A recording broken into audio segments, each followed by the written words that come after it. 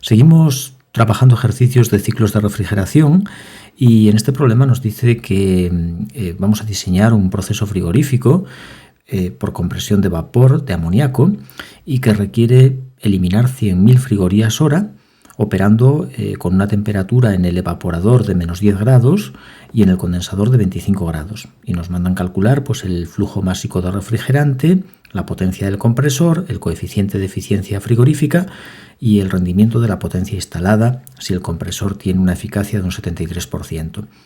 Bien, lo primero vamos a hacer un esquema del ciclo de refrigeración. Vamos a ir dibujando aquí el condensador donde el amoníaco vapor que entra por esta corriente se va a convertir en líquido saturado. Este punto lo vamos a llamar el 4. Este líquido saturado va a pasar a través de una válvula de expansión y va a entrar en el evaporador, donde ocurre el proceso contrario. Se va a evaporar. Lo que nos sale de la válvula de expansión vamos a verlo después en el diagrama, que es una mezcla líquido-vapor con una cantidad de líquido superior a la de vapor, y en el evaporador se evapora para obtener vapor saturado. El evaporador trabaja a la temperatura baja de -10 grados y el condensador a la temperatura alta de 25 grados. Y después aquí esta corriente que sale del evaporador pues la vamos a comprimir en un compresor para volver a meterla en el condensador. Este compresor requiere un trabajo del compresor. Del evaporador, el evaporador son los tubos que circulan por el interior del refrigerador, del congelador, y lo que hace es tomar calor. Toma calor para evaporar, en este caso, el amoníaco líquido que se va a evaporar. Vamos a llamar al calor que toma Q sub L. Y le vamos a poner el circunflejo, calor específico que toma, es decir, por kilo de amoníaco. Y en el evaporador ocurre la cesión de calor al ambiente. Son los tubos que circulan por detrás, que tienen las neveras por las paredes o en la parte de atrás, y liberan calor al entorno. Vamos a llamar Q sub H a ese calor liberado al entorno.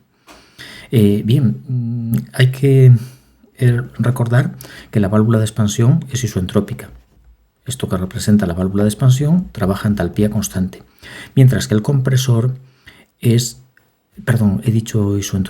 isoentálpico. La válvula de expansión es isoentálpica, entalpía constante, mientras que el compresor trabaja de modo isoentrópico, entropía constante. Compresor es isoentrópico y la válvula de expansión isoentálpica. Bien, ahora vamos a hacer el diagrama presión-entalpía. Presión-entalpía. Aquí tenemos la línea de equilibrio con su punto crítico. Hacia la izquierda el líquido saturado, hacia la derecha vapor saturado y en el medio la mezcla líquido-vapor. Aquí he puesto el punto 4, me he olvidado de poner el 1. Aquí tenemos el 2, el 3 y el 4.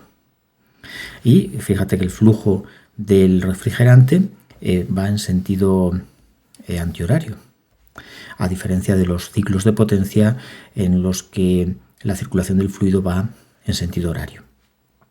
Bien, entonces tenemos aquí en la parte de arriba el condensador que trabaja a temperatura alta, y vamos a dibujar una isoterma. Esta curva que te dibujo es línea de temperatura constante, en este caso va a ser la de 25 grados.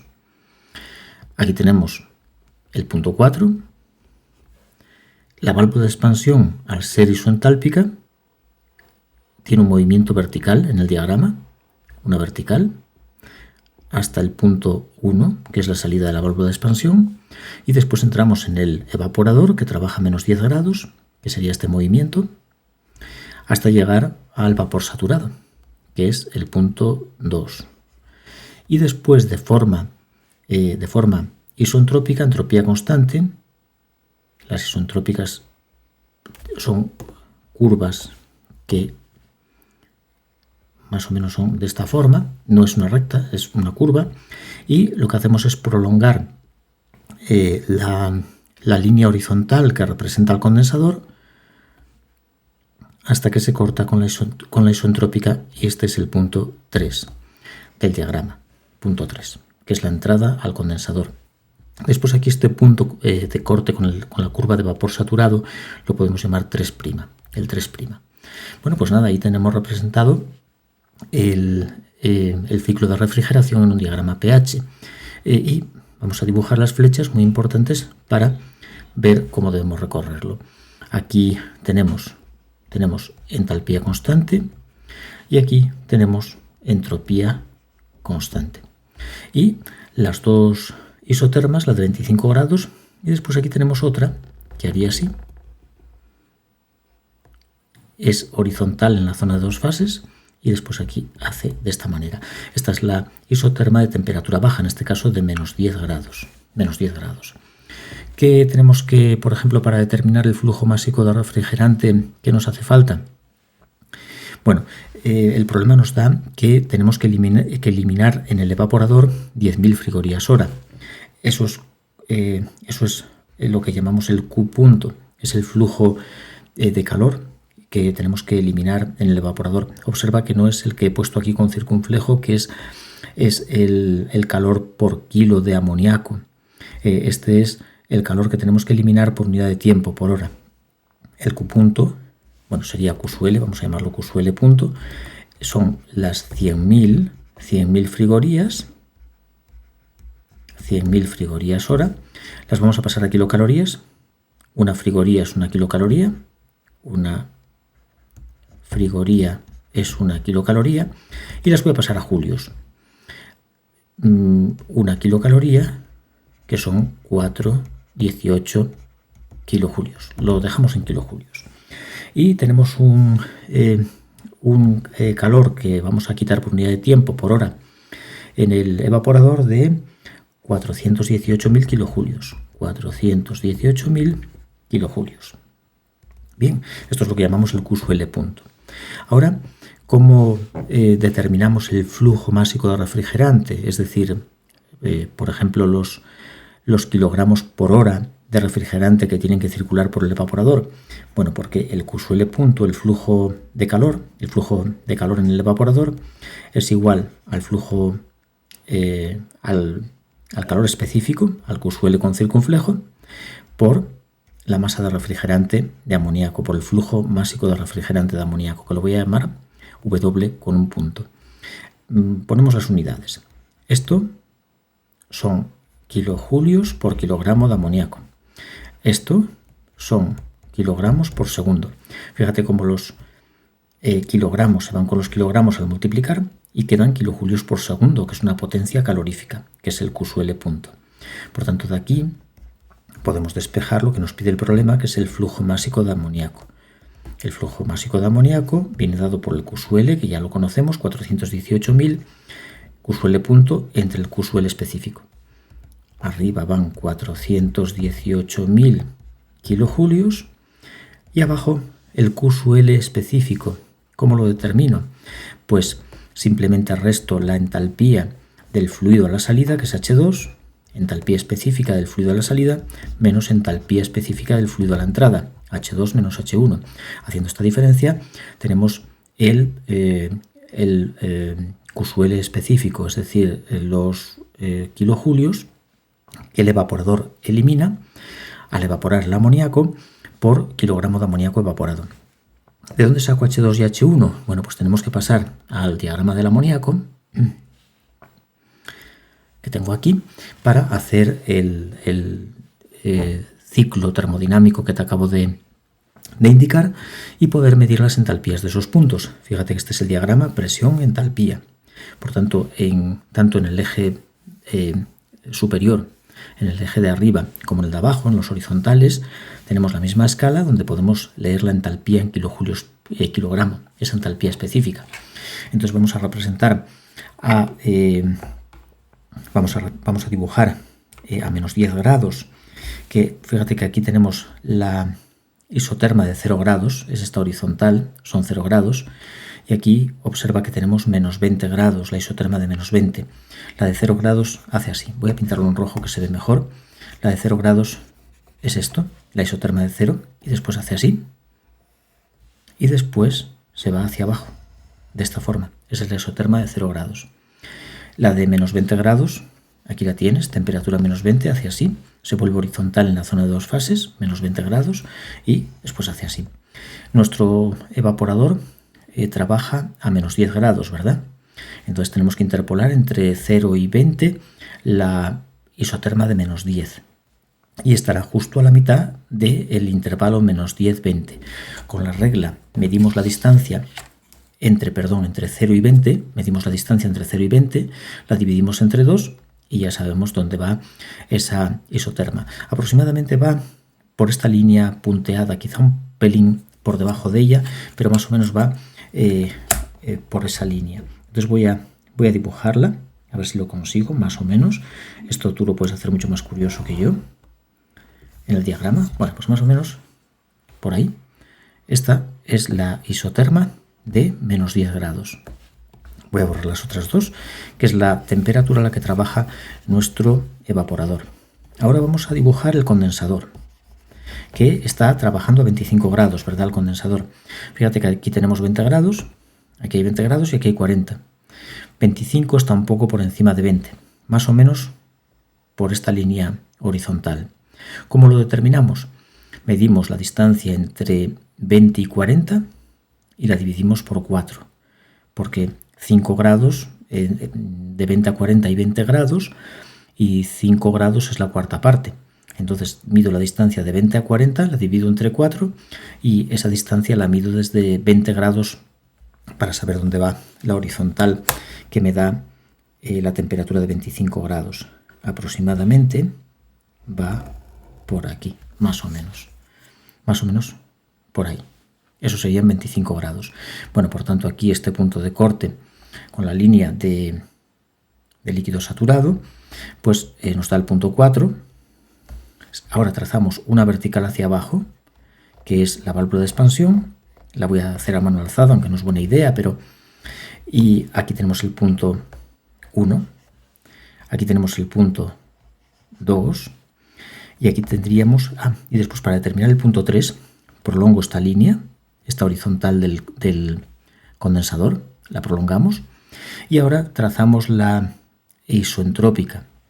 La isoentrópica es una línea, estas líneas que tenemos así, que tienen esta forma, son isoentrópicas de entropía menos 6, en unidades de kilojoule o kilogramo Kelvin, aquí tienes la unidad, menos 6, 560. Bien, pues si te fijas, la línea de 520, perdón, 560, la de 560, la isoentrópica de 560, pasa muy cerca del punto 2, pero no pasa por el punto 2. Entonces lo que hacemos es interpolar una isoentrópica desde el punto 2, siguiendo más o menos esta isoentrópica, la de 560, efectivamente, lo digo bien, la de 560. Lo que hice fue trazar una curva similar a la que tengo por aquí. La tracé paralela, no es una recta, es una curva, y aquí tengo el punto 3. Y este sería el que llamamos 3', que es el punto de corte con el vapor saturado. Bien, ahí ya tenemos el ciclo de refrigeración dibujado, y ahora me interesa determinar, por ejemplo, los valores de entalpía del punto 4, del punto 1, bueno, especialmente del punto 1, ¿no? Y del punto 2, ¿verdad?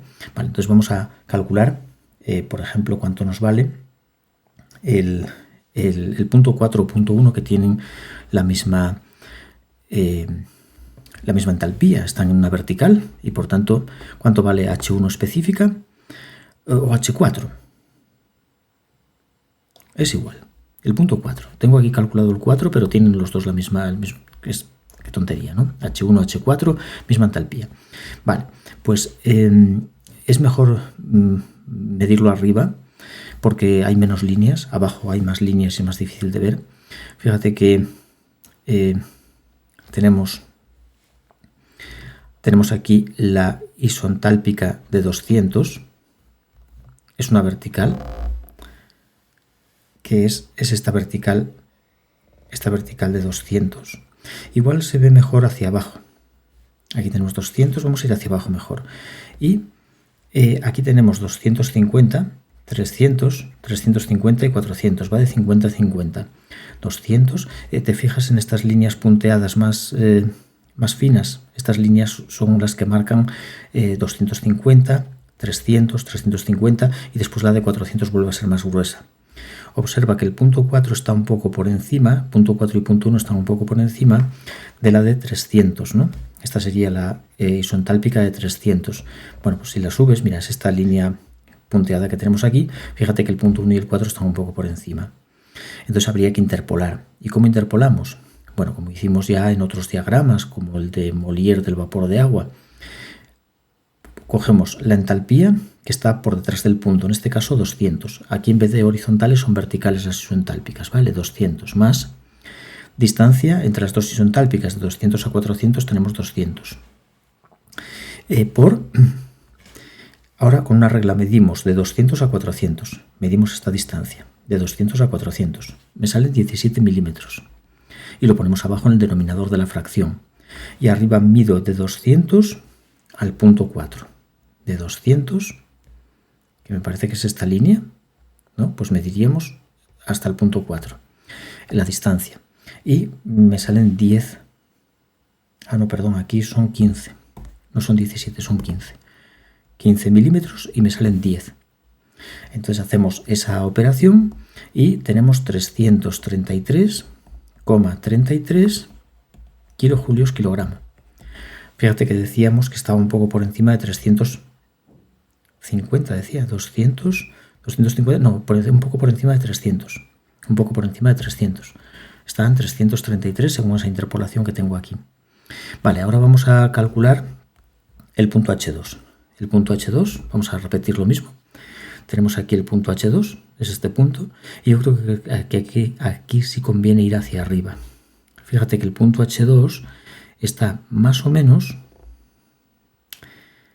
está por encima de 1400, ¿no? 1400 es la isontálpica que cae por debajo del punto 2.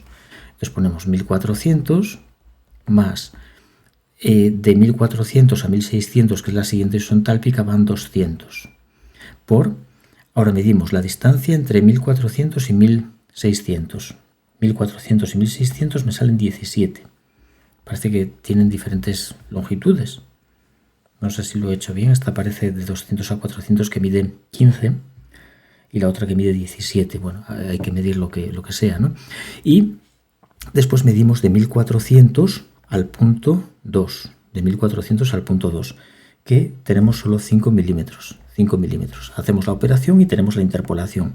1458,8 kilojulios kilogramo. Ya tenemos el punto 4, que es igual que el punto 1 y el punto 2. Entonces ya podemos calcular el QSUL, que era H2 menos H1, ¿verdad? Era H2 menos H1. H2 menos H1, que son 1458,8 menos 333,33. Hacemos esa operación y nos salen 1125, 1125 aproximadamente kilojulios kilogramo. Bueno, pues ahí tenemos el QSUL, 1125. Vamos a volver hacia atrás y vamos a sustituirlo aquí. El QSUL, 1125 kilojulios kilogramo. Fíjate cómo, estos son kilogramos por hora. Kilojulios por hora, perdón, me he olvidado la hora, esta hora. Son kilojulios por hora. Fíjate cómo los kilojulios se van con los kilojulios, el kilogramo sube arriba, la hora baja abajo y me quedan kilogramos a la hora, que es el flujo másico de amoníaco. ¿Y cuánto nos sale? Aproximadamente 317 kilogramos a la hora. Bien, de esta forma ya sabemos en cada hora cuántos kilos tienen que circular de amoníaco por el circuito.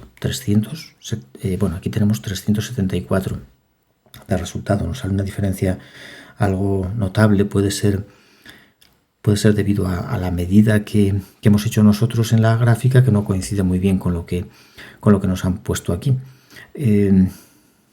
No sé, tienes que repetirlo tranquilamente con el diagrama, a ver si estás de acuerdo con las medidas que yo hice y los cálculos, porque nos sale un poco distinto el el resultado.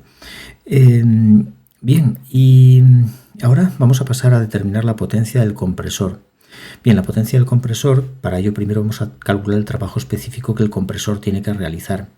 ¿Y cuánto vale el trabajo que el compresor tiene que realizar? La entalpía del punto 3 menos la entalpía del 2.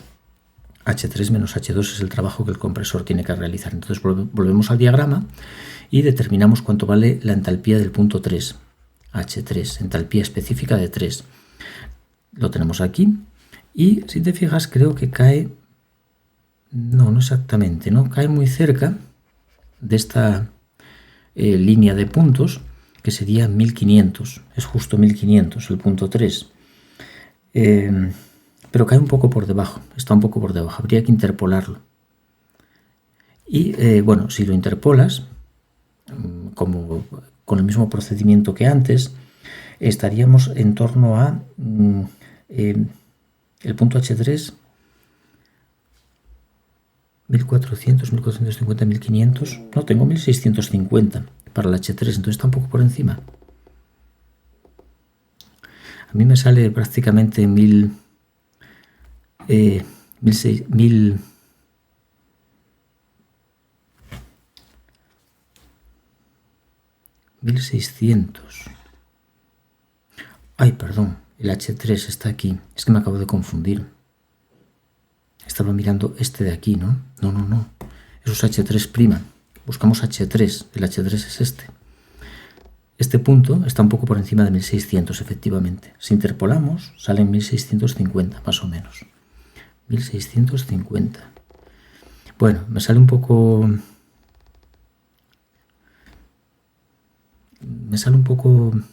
por debajo. Voy a poner el resultado que tengo, pero aquí saldría un poco menos. No llega a 1000, pasa poco de 1600. 1600 y poco. Pero bueno, kilojulios, kilogramo. Tendríamos que hacer las medidas y determinar la entalpía exacta. Es posible que la interpolación igual no la hice del todo bien, igual tenía que ir un poco más hacia afuera, así, para que nos diera cerca de esos 1650. Bueno, entonces ahora ya podemos calcular el trabajo del compresor. ¿Cuánto vale el trabajo del compresor? Pues será H3 menos H2, ¿no? H3 menos H2. H3 son 1650 kilojulios kilogramo y H2 eran 1458.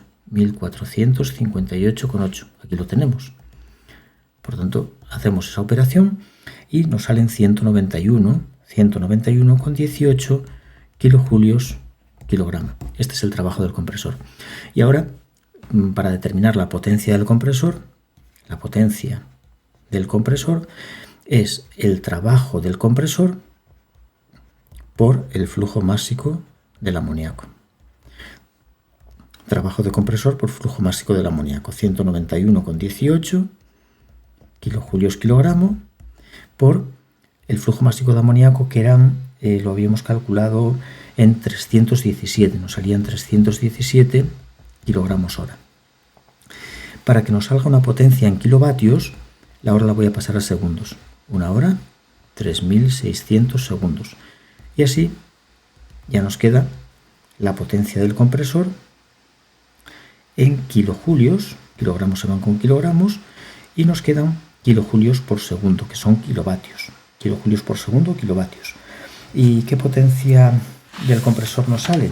Tengo aquí anotado un valor de 16,8 kilovatios. 16,8 kilovatios. Bien, si la potencia, que no nos sale el resultado porque ya no nos salía el flujo de refrigerante, nos sale diferente, posiblemente al medir las distancias no nos coincide con el que pone la solución, con el que hizo el ejercicio. Fíjate que nos queda una potencia bastante inferior a la que tenemos en el apartado B. Bien, ya tenemos los dos primeros apartados, el apartado A y el apartado B, y ahora vamos a pasar al apartado C, donde nos pide el coeficiente de eficiencia frigorífica, que se suele representar por eta, y se define como el cociente entre el calor que eliminamos en el evaporador, es decir, el QSUL específico, y el trabajo que consumimos en el compresor específico. El QSUL específico era de 1125 kilojulios kilogramo y el trabajo del compresor lo calculamos en la hoja siguiente, que era de 191,18 kilojulios kilogramo.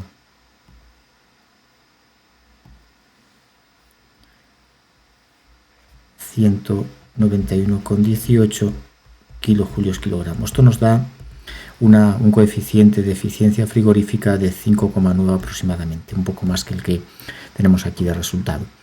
Bien, y después nos pide para terminar el rendimiento de la potencia instalada, si el rendimiento del compresor es de un 73%.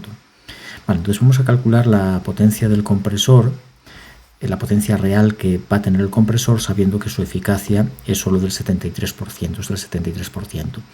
La eficacia del compresor es el cociente entre su potencia real, teórica, arriba teórica y abajo la potencia que tiene en realidad, y multiplicado por 100.